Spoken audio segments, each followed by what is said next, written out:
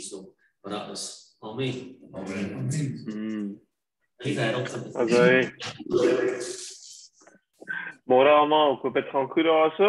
En ek gaan so tussen Afrikaans en Engels rondspring. Jy weet, ek lees my Bybel net in Engels. So vir my om 'n Afrikaanse vers aan te haal is feitelik onmoontlik. So ja, ek gaan so 'n bietjie tussenin hulle spring en jy weet wat die Here regtig op my hart gelê het om met julle te deel, om met julle uit te lig, behalwe nou net die testimonie wat ek vir julle gaan gee, is dat jy weet ons almal gaan deur moeilike tye nou. Ons almal jy weet facing trials of all sorts and kinds. En die storie wat ek julle nou gaan vertel is bloot die Here se genade en net so sy liefde wat hy vir my gewys het. En ek kan dit eerlikwaar sê, want jy weet hy het my gevat van 'n plek van 'n regtig rock bottom, en ek weet baie van ons was al op rock bottom, maar vir my was dit waar alles fisies van my weggevat was. Wat ek fisies kon doen was van my weggevat. My hele identiteit was so opgestrip. En alles wat ek nou doen en alles wat ek nou het is bloot net oor sy genade, en dat hy besluit het dat daai storie gaan nie net daar so eindig nie. Jy weet, hy gaan nie net daai boek toemaak nie. En is ongelooflik, jy weet, ek het net gesien hoe die Here al 'n situasie so kan omdraai wat net hy kan doen. Geen mens kan so ietsie doen nie. En dit is altyd so interessant, jy weet, as ek met mense praat wat nie gelowig is nie, dan is dit 'n moeilike ding om oor te kry, dat hulle kan verstaan dat jy weet, dis die Here wat 'n ingryping gehad het in my lewe. Dis niks wat ek gedoen het nie. Ja, natuurlik, of was werk betrokke en jy weet deursettingsvermoë en al daai goeters, maar is nie eintlik ek gewees nie. So dis altyd nog vir my 'n challenge om dit oor te dra. Jy weet, veral as 'n mens nou op 'n TV-program of 'n radioprogram of so ietsie wees, hoe sê jy dit nou eintlik vir iemand? Hoor hierso, jy kan dit nie op jou eie doen nie. Jy het dit nog nooit op jou eie gedoen nie. Die Here het 'n ingryping in jou lewe. Hy het sy hand op jou lewe en is net hy wat dit vir jou kan doen. So ja, dit is die oorhoofse boodskap, en ek gaan net so 2 of 3 verse aanhaal wat regtig my jy weet uitgestaan het in my lewe, wat regtig my lewendig geword het, soos ek nou deur my journey gegaan het. So net 'n bietjie agtergrond, ek kom van die Oos-Kaap en ek het al groot geword op 'n plaas, maar ook langs die see, so op St. Francis en toe later in Potensie. En jy weet, ek het 'n leefstyl gehad van aktief wees en duik en jag en visvang en motorfietsry en al hierdie goeters. So dis absoluut my persoonlikheid, is hierdie avontuurlustige persoonlikheid om al hierdie goeters te doen. Wat enige, jy weet, jong seun wat maar op 'n plaas groot word te doen. En ek het deur hoërskool gegaan, baie lief vir sport. Ek het rugby gespeel. En na skool toe gaan volg ek bietjie daai loopbaan. Toe gaan ek Durban toe speel ek daarso vir Sharks onder 19. Toe gaan ek Maties toe begin ek studeer. En ek speel toe vir Maties vir seker 4 jaar. So sport was 'n groot deel van my lewe en dit was my identiteit gewees. Ek is nog altyd 'n kind van die Here, maar my identiteit was nog nooit geplaas in die Here nie, want ek het altyd my identiteit geplaas in alles wat mens kan doen, wat vernaamlik sport was vir my. Dit is hoe mense my geken het, dit is hoe ek myself ook maar geken het. En dis 'n baie gevaarlike plek om te wees, want die oomblik wat jy dit nie meer kan doen nie, dat jy jou werk verloor of jy jou hobby verloor of jy verlam word en jy kan nie meer sulke goed doen nie, dan verloor jy eintlik jou identiteit ook. En dit is 'n diep gat waarna mens daar val. En ek het deurgegaan op universiteit, rugby gespeel, en toe ek so 21 jaar oud was, toe kom ek agter iets is nie lekker nie. Ek het verskriklik pyn in my maagarea, en ek kan omtrent nie, jy weet, ek het nie meer energie nie, ek kan nie meer wakker bly in klasse nie. En ek gaan toe vir ondersoeke. Hulle het baie lank gevat om uiteindelik vas te stel presies wat is fout. Jy weet, die pyn en bloed in die stoelgang, en dit is verskriklik. My hele lewe was onderste bo gewees en niemand kan eintlik vir my sê wat presies gaan aan nie.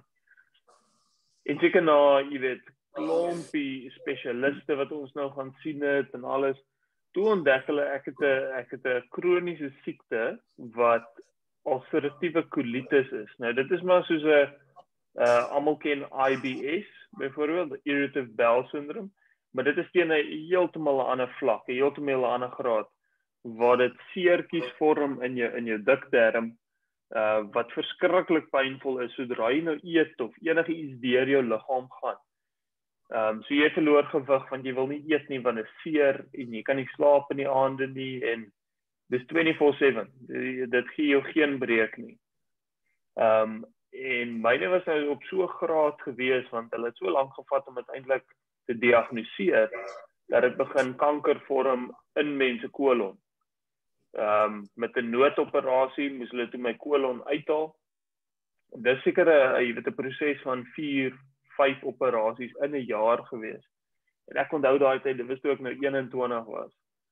Toe dink ek, my Here, dit is nou nie regverdig, jy weet, hier's al my pelle 21 jaar oud op universiteit en hulle party en speel sport en jy weet, hulle gaan aan met hulle lewe.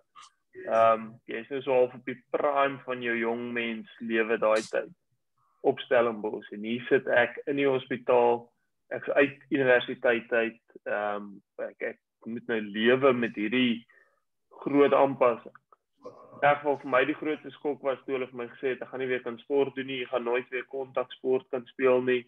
Is net te gevaarlik want ek het 'n groot sny hierso op my maag nou, jy weet, want dit was 'n noodoperasie, so hulle moes vinnig oopmaak en skoonmaak en al hierdie goeters.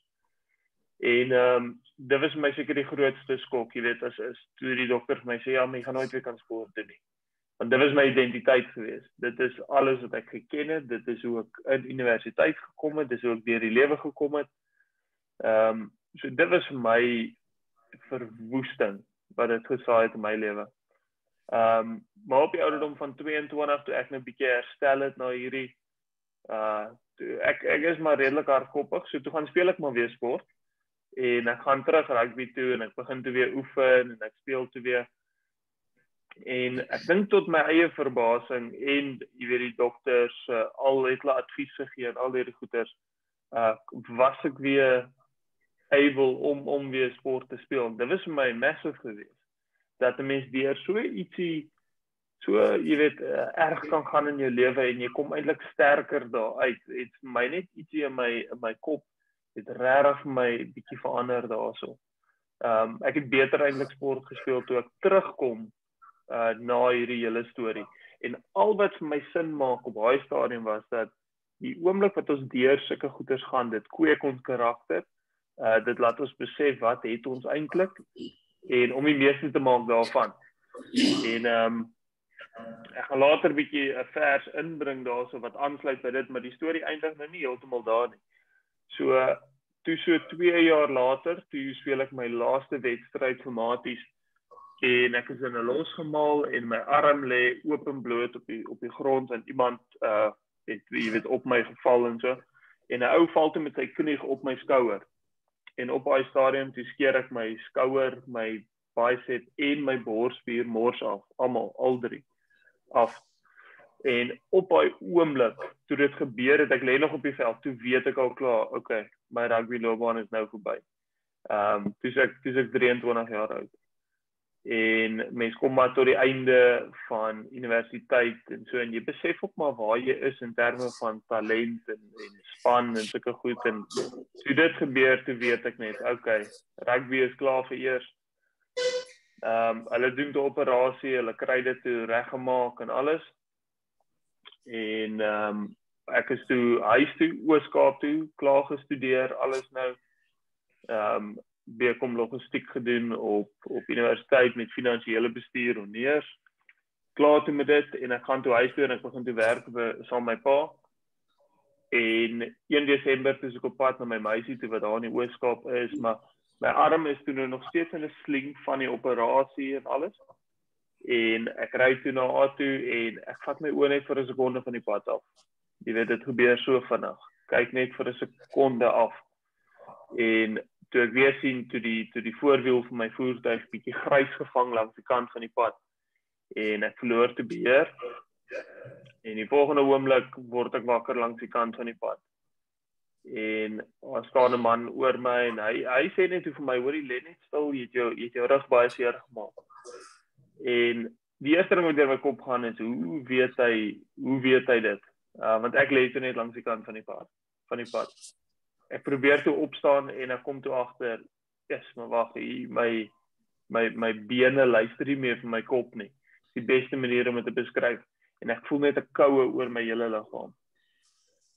En toe begin die pyn net inskop en ek besluit net om doodstil te lê en ek wag nou maar net vir die ambulans. En ek hoor die ambulans kom en hulle tel my toe in die ambulans en toe kom daai pyn soos wat ek nog nooit tevore in my lewe gevoel het. Toe voel dit of ek doodgaan. Toe ek in daai ambulans lê en dis koud en jy bewe en hulle gooi jou toe met kombers en dit help niks nie want jou liggaam is in skok. Toe voel dit net vir my ek gaan nou my lewe verloor. Hierdie is nou die einde. Dis letterlik daai gevoel van jy gaan dit nie maak nie. En is op daai oomblik wat ek toe uitreik na die Here. En dis ietsie binne in my wat net gesê het, Here, as jy my nou hierso lewendig hou, sal ek my lewe vir jou gee. Uit 'n desperate punt uit wat 'n mens uitroep na die Here toe. En ek kom toe in die hospitaal. Hulle kry my toe gestabiliseer en alles. En dis toe hulle my pynmedikasie gee vir die eerste keer. Toe pas ek uit en toe die volgende oggend nou word ek wakker. Nou eers voel alles 'n bietjie soos 'n droom vir jou. Jy is nie seker het hierdie nou regtig gebeur nie. Was jy nou in 'n karongeluk? Was dit nie net 'n droom gewees nie? En ek word toe wakker en die eerste ding wat ek oplet is ek kan nie my bene voel nie, maar ek kan hulle sien hier voor my. Ek sien hulle onder die kombers, maar kan hulle nie voel nie. En onmiddellik sit ek die mekaar want ek kan hulle voel. Ek sit my hande op my bene en ek voel hulle, maar ek kan hulle nie beweeg of enigiets nie. En ek onthou toe ek nog wakker word, toe dink ek eintlik my bene is geamputeer, want jy kan dit nie voel nie. En op daai oomblik kom die dokter toe in en my paal kom toe ook in. En dis 'n baie interessante gesprek, jy weet. Almal weet om jou wat aangaan. Maar niemand sê eintlik direk vir jou, hoorie so, jy is nou verlam, dit is wat gebeur het. Jy figure dit maar so half uit, soos jy nou aangaan. En die dokter kom net in en hy begin te verduidelik wat die operasie gaan behels, wat hulle nou gaan doen en so. En ek dink toe, yes, great, ek gaan 'n operasie kry. En ek gaan nie uitstap. Jy weet, binne 'n week of 2 gaan ek huis toe gaan en dan is ek nou reg, dan kan ek nou mos terug gaan na my lewe toe. En toe maak hy net vir my duidelik. Hy sê vir my dat die operasie wat jy nou gaan kry het niks te doen met om jou weer te maak loop nie. Dis net eintlik om jou rug te stabiliseer, om penne in te sit, dat jy net weer, jy weet, kan regop sit en in 'n rolstoel sit en so. En dit was 'n harde realiteit vir my om te besef dat daar's niks wat moderne medisyne kan doen om my eintlik weer te laat loop hê. Mens dink altyd, ja, maar hulle kan mos alles regmaak. Dit is nie moontlik nie. En jy weet, veral op die ouderdom van 24, jy dink die lewe kan jou nie aanraak nie. Jy hoor al hierdie goeters gebeur, jy weet van mense in rolstoele en ongelukke en mense wat oorlede is, maar jy dink dit sal nooit met jou gebeur nie. Nooit nie. Veral nie op die ouderdom van, jy weet, 21, 22, na 24, daai jare nie. So dit was my massive wake-up call en dit voel vir my partykeer die lewe het 'n manier om jou vinnig groot te maak, waar jy nie 'n keuse het of jy nou, jy weet, aanpas of nie, jy moet net, anders sal jy vergaan. In 'n geval, in die rehab proses begin toe, waar ek vir 3 maande in 'n rehab hospitaal was, en nog die hele tyd dan, jy weet, ek het die ding in my kop van, ek gaan net hier uitstap, jy weet, ons gaan die rehab doen, ons gaan hierdie proses voltooi, en ons gaan nie so uitstap. Maar soos jy nou 'n bietjie tyd daar spandeer, dan kom jy agter, hulle is eintlik net daar om jou jy weet, op 'n punt te kry wat jy na jouself kan kyk, wat jy self kan stort, self kan eet, kan aantrek, basiese goeders van die lewe, basic goeders.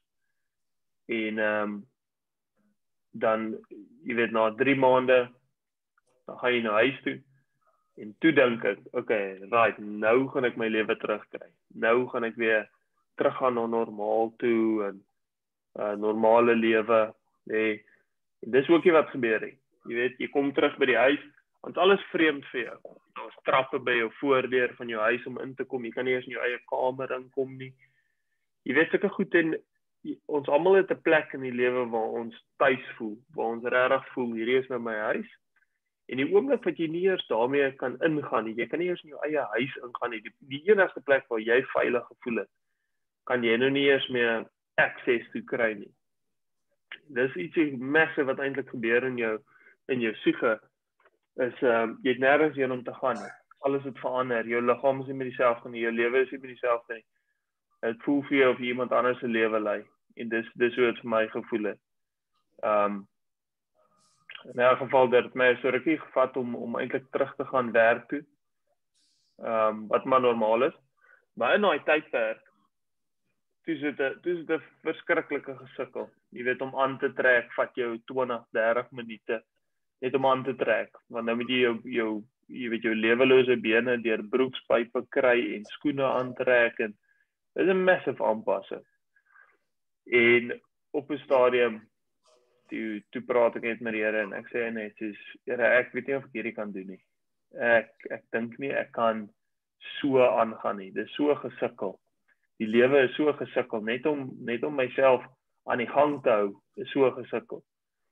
En die een dag is my paale, my maale is by die werk, en ek is nog altyd lief vir jag, so ek het baie gewere, en ek maak gewere skoon, en ek maak die kluis oop, en ek sit nou daarso, en toe is my pa se 9mm daarso.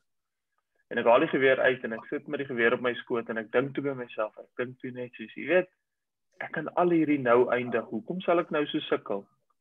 Hoekom sal 'n mens nou so aanploeter in die lewe? Jy weet nie wat vir jou voorlê nie, jy weet nie of jy enigstens weer 'n normale lewe kan hê nie. En met een trekningsnel kan jy eintlik net alles nou eindig. Kan jy dit net stop? Hoekom, jy weet, daai vegtergees van jou is platgeslaan.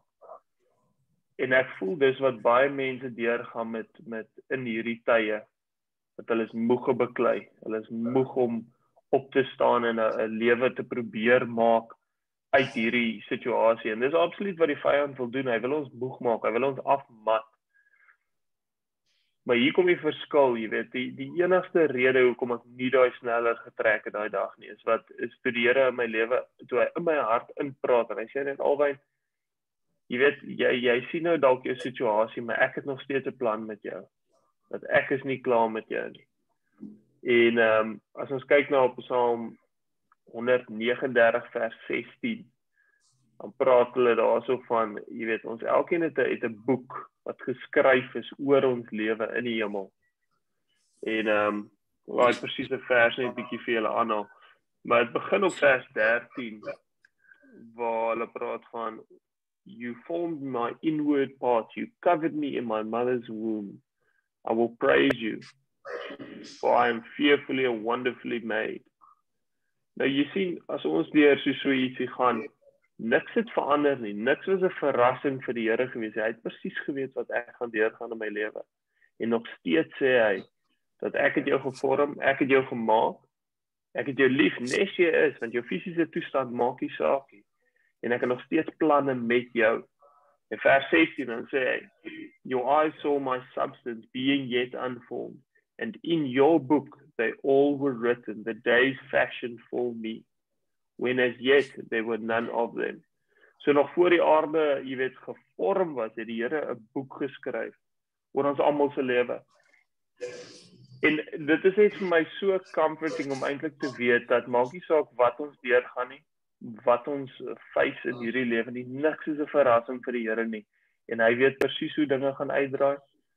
En daar's baie keer hierdie vraag, jy weet wat mense vra, kan die Here regtig vertrou word? Is he really faithful? Sal hy die beloftes laat geskied, jy weet wat hy gemaak het oor ons lewe? En dis nie eintlik die vraag nie. Die vraag is eintlik, is jy bereid om te wag om te sien hoe sy beloftes uitspeel in jou lewe? Want ek beloof vir jou, hulle gaan. Nou op daai punt, dit was my rock bottom gewees. Ek kon nie meer werk nie, kon nie meer sport doen nie, kon niks meer doen nie. Ek het net gedink, ek kon net alles eindig. En die Here het eintlik net vir my gevra, hoor hiersom albei, moet net nie nou opgee nie, want ek het eintlik ietsie nog. Ek het nog ietsie vir jou. Ek het nog goeie planne vir jou. Maar jy kan nie nou opgee nie. Nou, dit was nie 'n dag of 2 gewees nie, dit was 'n hele proses vir my gewees om jy weet, figuurlik terug op my voete te kom, om weer te begin lewe, om weer te begin werk en alles. En die proses was baie lank geweest, dit het my 'n paar jaar gevat om weer te begin oefen en lus te raak vir sport en al hierdie goeters. Maar die oomblik wat ons besluit om nie op te gee nie, wat ons net besluit om aan te hou lewe en bietjie te droom eintlik en te droom saam met die Here. En dis waar hy my uitgedaag het, is om weer te droom. Wat wil ek regtig doen? Wat is die goeters wat ek nog altyd wou doen, maar ek was eintlik te bang geweest om hulle te doen toe ek nog op my voete was. Nou, ek het nog altyd 'n eysterman gedoen het. Ek is in sport en dis my ongelooflike, jy weet, 'n atletiese feat om 'n eysterman te doen. So 3.8 km swem in die see, 180 kg fietsry en dan nog 'n maraton daarna, 42 kg hardloop. En toe begin die gedagte net deur my kop gaan, maar eers wat van as ek 'n eysterman doen? Jy weet, terwyl ek in 'n rolstoel is. En toe begin daai droom so om 'n eysterman te doen, want baie mense het gedink na my ongeluk, vernaamlik nou my familie en meer my familie, nie eintlik my vriende nie, maar meer my familie, dat hulle het my verloor daai dag, dat ek is nie meer dieselfde nie. Jy weet, en hoe meer mense eintlik vir mense sê, jy's eintlik alright, soos jy het nou aangepas en die lewe gaan aan en jy weet, die binne is jy okay. Dis daai vraag van as mense vra, ja, hoe gaan dit? Dan sê jy, nee, dit gaan goed, dan vra hulle net, maar hoe gaan dit nou regtig? Jy weet, dit gaan regtig goed. Jy kan maar vertrou dat wat ek bedoel. En in 'n geval, toe begin ek hierdie droom om 'n eysterman te doen. En die Here het regtig net, jy weet, die Heilige Gees het 'n manier om ons krag te gee vir hierdie goeders, vir bonatuurlike goeders. Ja, hy manifesteer fisies in my lewe, in my liggaam, maar hy is daar om te gebruik te word vir alledaagse goeders. Want soos ek sê, as mense wat afgemat is, as mense wat moeg is, ons moet net roep op die Here en hy sal sy hand uitsteek en hy sal ons help. Maar ons moet wegbeweeg van om dinge in ons eie krag te doen. Ek het my hele lewe lank dinge in my eie krag probeer doen en dit het my nie baie ver gebring nie. Tot ek begin partner het met die Here en die Heilige Gees en sy manier van dinge doen, toe begin dinge verander. So in 2019 het ek my eerste half-eysterman gedoen in 'n rolstoel, wat vir my 'n ongelooflike ervaring was om te dink, yes, maar mense sal so baie goeders deur en jy kan nog steeds jouself optel en die Here kan nog steeds, hy kan jou storie omdraai. En ek het nooit gedink toe al hierdie goeders vir my gebeur het in my lewe dat ek weer sal 'n vol lewe kan lei nie. En ek kan eerlikwaar sê dat ek nou meer 'n vol lewe lei as wat ek gelei het. En dit is net omdat die Here in my lewe ingekom het en hy het inspraak gemaak en hy het gesê, hoorie, maar ek is nie klaar met jou nie. Ek het eintlik nog baie planne vir jou.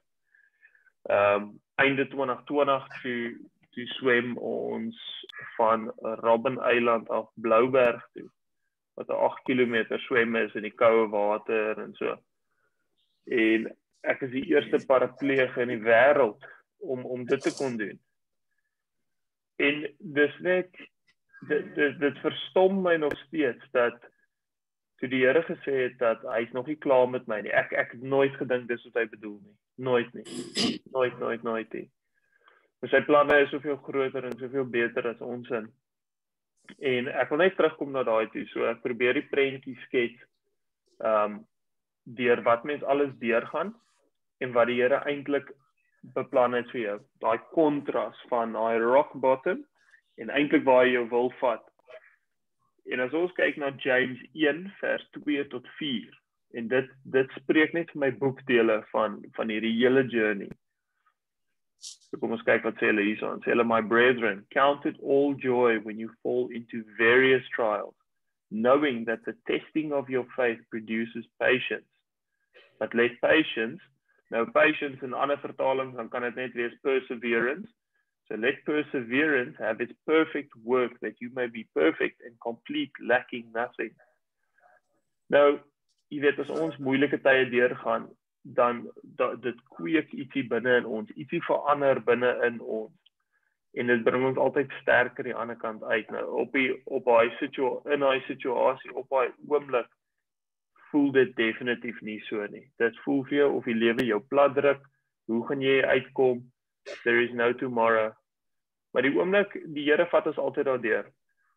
En die oomblik wat ons daar uitkom, ons kom sterker uit. What doesn't kill you makes you stronger. En ek het dit net so ervaar in my lewe.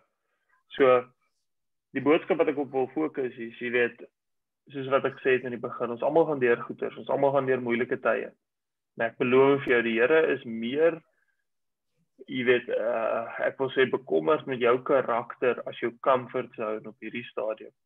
Hy wil jou kweek, hy wil jou vorm, hy wil jou shape, want hy het 'n plan met jou, want hy wil ietsie doen in jou lewe, hy wil ietsie doen deur jou lewe.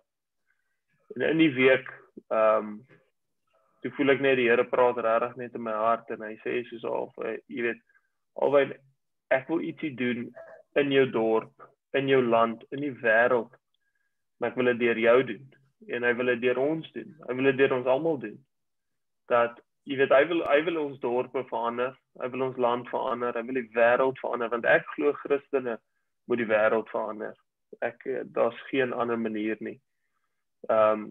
Die Heilige Gees se agenda is om almal met die evangelie hoor, die wêreld moet verander word. Maar wat van as hy dit deur jou wil doen? Hy wil dit deur jou lewe doen.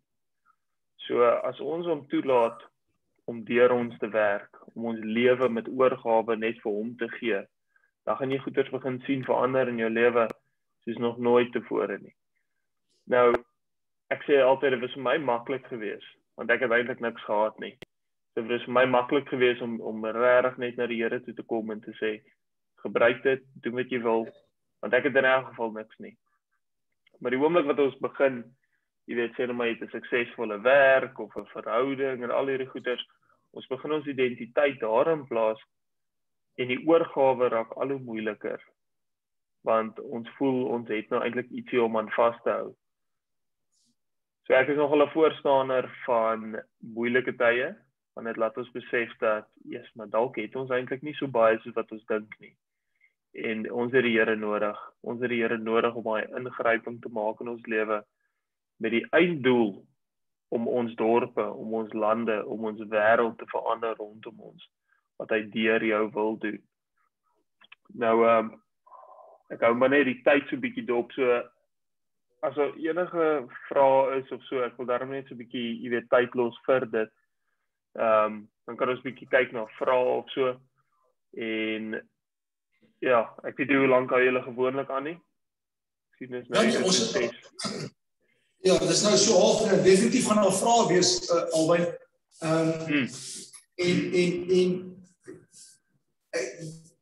as daar ouers is, of as jy nog iets wil sê, dan kan ons tot so, as jy nog vir 10 minute praat of so, dan kan ons 20 minute los van net so algemene gesprek, of as jy happy is dat manne wat nou vra is, ek is seker, daar's 'n vraag of twee. My vraag is, as jy toe jy die Ironman gedoen het, die fietsry gedeelte, het jy ook in 'n rystool of het jy 'n fiets wat jy met jou hande pedal? Hoe dit gewerk? Ja, so die fietsry is 'n fiets, jy lê plat op die grond. Ja, okay. En dan ry jy hom, en die hardloopgedeelte is 'n resistool. So dis twee verskillende sporte eintlik. Okay, alright. Ja. Okay. Ja, en die swem is net, ja, dis maar net, jy maak maar net jou bene aan mekaar vas en jy dra 'n wetsuit. En dan gooi jy. 8 kilos. Ja. Dis 'n paar gesien. Ek kan nie so lekker sien, maar as jy so kyk, jy kan sien die ouens op die pad, ons het 'n paar Iron mense daar. Maar weet jy wat nog al 'n wetsuits aan het? Ja, nou het hulle wetsuits uitgetrek of nie, maar jy weet, toe jy nou sê daarvan 'n Iron man, die gedagte moet my opkom. Yster slyp yster, nee, dit is En ek dink dit is ongelooflik inspirerend vir ons ouens wat sukkel om 'n paar krant te doen op 'n Saterdag, weet. Dit is soveel meer vermag. Dit is al. Ja, kyk, dit is ons almal het natuurlik, jy weet, ander gawes en talente en roepings en alles. So vir my was dit maar net uit en uit uitgekerf wat ek moes doen en moet doen. Maar dit is nie, ja, dit is wat jy my eie krag nie. Ek sou nie hierdie goeders kon doen nie. Dis die gees van die Here wat mens enable om hierdie goeders te kan doen. Absoluut. Môre Etienne het 'n brandende vraag te vra. Ja, môre albei gaan dit volg. Lekker en self. Lekker man, lekker. Jammer dat ek dit so 'n bietjie laat was. Want ek het op my wetsuit dan, ek het nou net geswem hier uit Belmo uit. Maar het reën by die bissies bewe en die paaie is net almal hier so by ons. Ek het baie vriende wat paraplee is en ek het net so half hier op die agterkant van jou storie ingekom. Jy het 'n paraplee geraak as gevolg van 'n motorongeluk. Is dit reg? Yes, ja. Okay. Nou kom ek sê vir jou uitwerk sekuriteit, nee, en ek doen 110 ander dinge. En ek wil my goed af vir jou, want vir ouetjie wat SO en WP toutrek gedoen het op skool, ek hardloop net as iets my jaag. Ek hardloop nie vrywillig nie, want die Bybel sê vir jou, dat 'n man wat vrywillig hardloop, ek weet ek ken nie nou waar ek loop, maar is iets van, jy moet net hardloop as iets jou jaag, iets in orde in die Bybel. So weet jy wat vir jou is 'n parapleeg, om te sê, wat jy strak net jou voete by mekaar en waar gat jy, my woord, ek wil nie goed af jou, want ek het 'n pa wat in die brandweer is, en hy was 'n baie soortgelyke ou soos wat ek jou volgende gehoor het, baie aktief, hulle het Tafelberg uitgestap, dag tot dag, alles nog wat, en so 'n paar jaar terug het hulle search and rescue gaan doen in Azekovlei. En sy Ramadan is uit, hy was deel gewees van search and rescue hier in Belmo. En Ramadan is uit, hy hardloop die water in, duik in 'n klip vas, van sy nek of verlam af. Baie dieselfde storie as jou, weet jy, daai ouetjie vandag gedoen, rolstoel rugby, hy doen alles, and it's all about your mindset, it's not what, wie jou goed is, en wat in jou kop sit, wat maak met die mens wat jy is, en ek sê vir jou, respect my broer, respect. Yes, baie dankie, baie dankie. Alwen ek dink daar's baie mense wat vandag kan loop wat meer in rolstoele is as mense wat fisies paraplee is. En ek het altyd gedink as jy verlam is, het jy weet net jou bene is verlam, maar ek het toe later besef ek kon moet enig paraplee.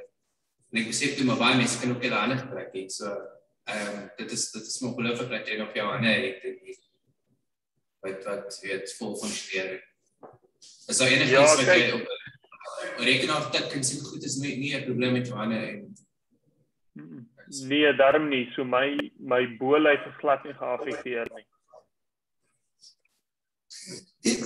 En albei, dis nogal heel topical die feit dat die Paralimpiese spele aan is. Het jy dit ooit al geoorweeg of al gedoen? Ek het dit al oorweeg. Ek in 2016 toe wil ek gaan vir roei. So ek het eers geroei voor ek nou eintlik by die kamp gedoen het. Maar ek het so 'n bietjie wegbeweeg daarvan. Ek het so 'n bietjie ander belangstellings in terme van sport en uitdagings en sulke goed. Dis 'n bietjie 'n ander wêreld Paralimpiese spele. Dis 'n 4 jaar proses van oefen en alles. En in ons land is dit maar bietjie wisselvallig met politiek en so. Jy kan vir 4 jaar oefen en dan dis ook nie te sê jy maak dit nie. Maar dit gaan maar oor die aantal sitplekke wat daar is vir ons om te gaan. So dis 'n baie dis 'n baie interessante wêreld daai. So as jy gepraat van jy's avonturistig en met die swem van Robben Island, dan kan ek dit hoor. So wat is jou volgende challenge? Waar dink jy, oorweeg jy of droom jy nou oor? Ja, so ek gaan nou die 20ste November gaan ek 'n Eysterman doen in PE, 'n vol ene. na dit dink ek gaan ek is nogal baie lus om bietjie Kilimanjaro te gaan doen. Om dit te gaan klim eintlik. Ja, so 'n bietjie weg te beweeg van Driekamp af dalk net vir 'n paar maande. 'n Bietjie kyk wat vir my voor lê. Ek raak bietjie vinnig verveeld met sulke goed. So moet jy altyd maar die volgende ding kry. Luister, Alwyn, as jy sê jy's van Potensie af, is jou wat het julle gedoen daar? Wat doen jou pa daar? Is dit nog steeds? Nee, hy was die besturende direkteur vir 'n pakhuis en 'n uitvoermaatskappy. So ons het op plase gebly en so, maar hy het nooit self geboer nie. Wat se maatskappy is hy by? Hy was by Potensie Citrus. O, okay. Ja, hy doen sy eie ding. Hy doen nou konsulterende werk. O, okay. Nee, ek is toevallig in die vrugtebedryf. Ek doen baie ons werk baie met die Potensie manne. Okay. Ja. Lekker. Alweer, wat is dit kos nog? Gerard Uys. Ek het ook al van tevore gesê met te maak. Seker maar net daai swem wat jy gedoen het van Robben Island af, hè? En jy enigstens iets gehad wat jy agterbly opgehou het soos 'n flouter of iets soos daai? Want ek meen ek wil amper sê 'n dooie stuk vleis agter jou hand te skiet, dit moet amper seker 'n baie spesifies op jou arms. Sê net gou weer, ek sukkel net 'n bietjie te hoor. Herhaal vir die vraag. Hy vra of jy 'n flouter aan jou bene vasgemaak het as jy daai Robben Island swem doen. Nee, ek dra net 'n wetsuit. Daar's niks ander flouters of ietsie nie. Die enigste flouters wat daar is as jy 'n haai gaan sien.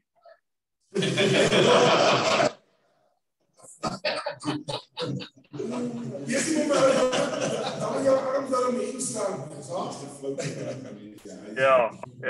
Nee, dit is nogal 'n swem daai. So iemand jy spandeer hom seker 'n goeie paar ure 'n dag met bench pressures in die gym. Nee, eintlik glad nie. Niks gymwerk nie. Ek is so 'n bietjie lui daarvoor. Dis maar meer swem en fietsry en sulke goeters. Wow. Ja. Is dit nog gedoen? Alwyn, net 'n vraagie. Ek dink soos jy nou hierdie journey deurgegaan het, was al ouens wat saam met langs jou gekom het en vir jou begin mentor het of inspireer het, of moes jy hierdie dinge self uitfigure? Vertel net, ek wil net so 'n bietjie verstaan van ook wie help jou shape, waaroor jy droom, en ek ben baie van dit kom uit mense harte en wat God daar plaas, maar ons moet net hoor wat 'n rol speel ander mense in dit. Ja, soos ek moet eerlik met jou wees, die moeilike ding in ons land, veral met, jy weet, parasport en sulke goeters, daar's nie baie mense wat sulke goeters doen nie, en dit was my baie moeilik om mense te kry om eintlik my te help, soos om te leer swem byvoorbeeld. Ek gaan nou in die geestelike kant kom en so met die fisiese goeters. Was my baie moeilik om mentors te kry en mense te kry met advies en wat my kan help met toerusting en sulke goed, en daai was 'n baie eensame ding om alles te probeer uitfigure. Okay, nou hoe swem 'n mens? Hoe doen 'n mens dit? Dit het my maande gevat om te leer wat werk presies met swem. Hoe maak 'n mens? En mense reik maar uit na mense wat op sosiale media is, wat oor see is, wat ek weet, so Driekamp doen in 'n rolstoel en so, maar jy sukkel maar om eintlik, jy weet nou, die regte antwoorde en advies te kry. Dis nie dat hulle nie wil help nie, maar dis baie moeilik oor 'n foon of 'n boodskap stuur. Jy wil eintlik hê iemand moet jou kom help in die swembad en vir jou wys nou hoe om te doen en wat om te doen. Die toerusting is ook verskriklik duur, die fietsse en so is baie duur om te kry, want hulle moet ingevoer word en is spesiaal gemaak. So dis mos maar tipies Suid-Afrika, jy weet, invoerkoste en so maak vir jou dood. So dis die fisiese kant van al die uitdagings en so. En as ek dink aan soos inspirasie vir, jy weet, geestelike goeters of motivering en sulke goed. Ek is baie lief vir boeke lees. So dis maar baie, jy weet, biographies en autobiographies van mense wat ek al gelees het en sulke goed. Maar daar's nie eintlik 'n persoon wat my regtig eintlik gementor het in die geestelike kant van alles. Ek dink dit was nog altyd net 'n belangstelling vir my gewees, al van 'n jong ouderdom, vanaf ek rugby gespeel het op skool, is hoe mense siege werk en jou gedagtes en wat se effek dit het op jou menswees en jou daaglikse lewe. Net daai positiewe gedagtes en sulke goeters. Dis hoe dit begin het. Tot ek begin agterkom het eintlik wat die krag van die woord het, die woord van die Here.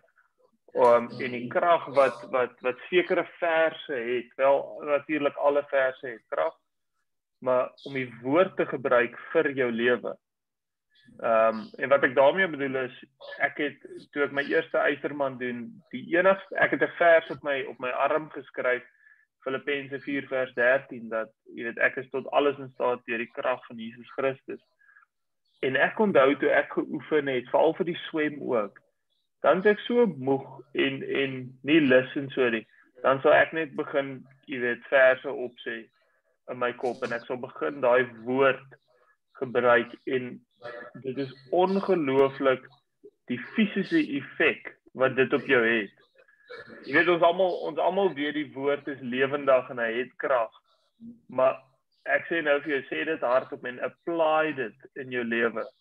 Dan kyk jy bietjie wat se effek dit het. Dit is incredible. So dit was my ervaring daarvan en dis ietsie wat ek nooit sal vergeet nie. Is om daai fisiese resultate te kan sien en te ervaar in my lewe. Ja. Jammer, hy kom 'n vraag van my af. As ek nou luister na wat jy gepraat het, jy het nie regtig baie goeie ondersteuningssisteem in terme van arbeids- en fisioterapeute en baie ouens wat vir jou in die swembad help en fisies bysou ding gedoen moet word. Ja, so in die begin het ek gehad, ja, arbeidsterapeute en so. Maar baie van dit, soos veral in die swembad inkom en so, dit moes ek maar uitfigure om op my eie te doen. Daar is nie altyd mense om te help het. So, ja, ek yes? Jy is in Stellenbosch, Ja. Okay, hoe gaan jy voel, hè, as ek vir jou sê, ek het 'n netwerk wat jou kan om beter te wees as wat jy nou is? Want dit is so snaaks goed werk. Ek het volgende die bed gelê, moet ek kom op die diep kom, nie? Ons een huisvriendin, sy is die spankaptein vir die paraplegiese WP fietsryspan. So met ander woorde, sy weet, maar sy doen met die kinders. 'n Skool soos Parelskool, wat baie gestremd is en goeie soos dit. Ek kom self van die skool af. Ek ken al die arbeidsterapeute en goeie soos dit, wat werk met die kinders met geweldige gestremdhede. Ek het vroeger gewoon vir die man en jy het gesê, van iemand wat 'n rolstoel ry. Ek het 'n vriend gehad, ek so 10 jaar oud was. Hy was so gestremd geweest, dat al wat fisies werkbaar was sy regtervoet geweest en hy het sy regtervoet gebruik om sy rolstoel te ry. So weet jy, 'n liefde wat ek het vir jou storie vanmôre, kan ek vir jou 'n paar telefoonnommers stuur, kan ek vir jou in kontak sit met 'n paar mense wat hulle kan vir jou help. Dis mense wat dit op 'n dag-tot-dag basis doen, arbeidsfisio, al daai ouens wat in die swembad is met daai kinders, op flouters, op alles of hulle te leer swem, soos wat jy jouself ons gedoen. Ja, natuurlijk, ja, dit sal baie gaaf wees. Ons gaan hulle opmatch, ons Elgaard het jou kontakdetails. Ek is net bewus van die tyd. Is daar nog iemand anders vir 'n laaste vraagie, anders dan gaan ons... Ek het gehoor van die swem, obviously, daar is nou 'n paar visies met groot tande het, hoe werk julle dit? Jy seker nie 'n haai net reg rondom jou gehad, hoe werk dit? Man, ek het 'n ooreenkoms met hulle gehad, as hulle wil proe, dan moet hulle net aan my bene byt, en nie aan my bolyf nie. Nee, gelukkig was daar was nog nooit 'n geval gewees dat iemand gebyt is tydens 'n swem nie. Daar's redelik, jy weet, bote en commotion om jou en daar was al kere wat hulle net mense uit die water uit moet haal, maar daar's geen gevalle eintlik aanvalle nie, nee. Dus is mijn moeder zijn vriend altijd gezegd, hij overeenkomst met haaien, hij brengt het zijn terug en hij zwemde en alles zien. Ja. Maar hij was een baie groot visserman geweest. Dit is ongelooflik. Ons kerk, die kerk wat ons nou is 'n dagstukkie vanoggend glo dit of nie, Alwyn is in Josua en dit gaan maar oor waar die Here sê, ek is saam met jou in goeie tye, maar ek is saam met jou in die slegte tye ook. Ek verlaat jou nie, jy verlaat my miskien. En dis Josua 1 vers 19, 8 en 9. Onthou dit ek self wat vir jou gesê het, moet dapper wees en moed hou. Moenie bang wees of moed verloor nie, want ek die Here jou God sal altyd by jou wees waar jy ook al is. En dit is so topical vir jou, die Here is altyd saam met jou, weet, en my seun is vir jou dat die Here die pad vorentoe saam met jou wees. Hy sal jou geseënd wees en dat ek weet jy gaan nog groot dinge bereik en ek gaan definitief moet jy vir ons kom kuier. In die somer, ons sluit altyd aan die einde van die jaar af. Jy moet 'n lekker braai in die oggend, vroegoggend so dan moet jy ons kom join want ons het 'n geskenk vir jou wat is vir jou sal oorhandig daai dag, maar ons sal weer praat Elga nader in die tyd. So ongelooflik baie dankie vir jou tyd. Alwyn, jy's regtig 'n inspirasie vir ons en dan gaan ek so, dis my wens vir jou en my seën vir jou is om net vir ons almal manne en die manne, ek kan die manne maar by naam noem, weet Yuri, ons gaan vir hom bid op nou wat al nou vir 18 maande, 17 maande weet terug sy werk verloor het en nog steeds soek.